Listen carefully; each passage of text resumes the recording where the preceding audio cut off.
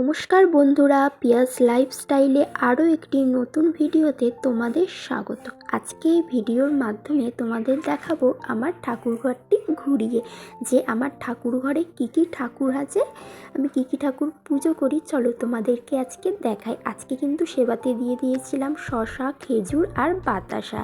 তো আলাদা বলতে ঠাকুরঘর নেই, ওপর ঘরেই ঠাকুর রাখা হয় আমাদের।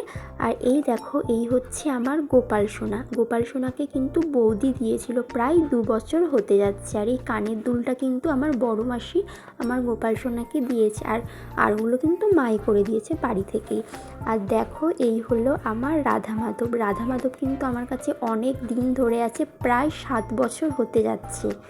রাধা মাধবকে কিন্তু আমি এনেছিলাম। আর এখানে দেখো আমার শিব ঠাকুর, আমি এটা কলকা করেছিলাম, সরাটা কিন্তু ভেতরেরগুলো সব মুছে গেছে। আর এইখানে দেখো জায়গার অভাবে রাখতে পারিনি নিচে একটি গোপাল সোনার পিকচার আর চৈতন্য মহাপ্রভু ভক্তবৃন্দ।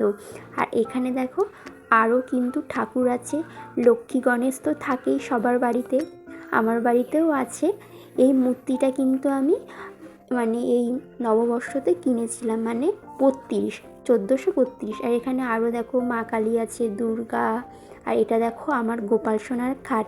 এই ডিজাইনটা কিন্তু আমিই করেছি, আমার খুব ভালো লাগে এইসব ডিজাইন করতে। আর এখানে থাকে সেবার ফল রাখি এটার মধ্যে। আর এখানে সব খাবার আছে, বিস্কুট, লাড্ডু এইসব আছে। আর এখানে আমি সব কিছু রাখি এই র্যাকটার মধ্যে, ঠাকুরের যাবতীয় জিনিসপত্র যেগুলো দিয়ে পুজো করা হয়।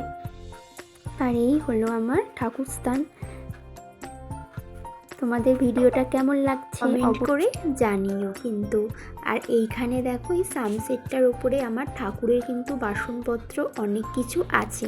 আর নিচের ঘরেও কিছু বাসন আছে যেইগুলো রান্নার সেবা দেওয়া হয় সেইগুলো। তো ভিডিওটা এখানেই শেষ করছি। তোমাদের ভিডিওটা সম্পূর্ণ দেখার জন্য অসংখ্য ধন্যবাদ।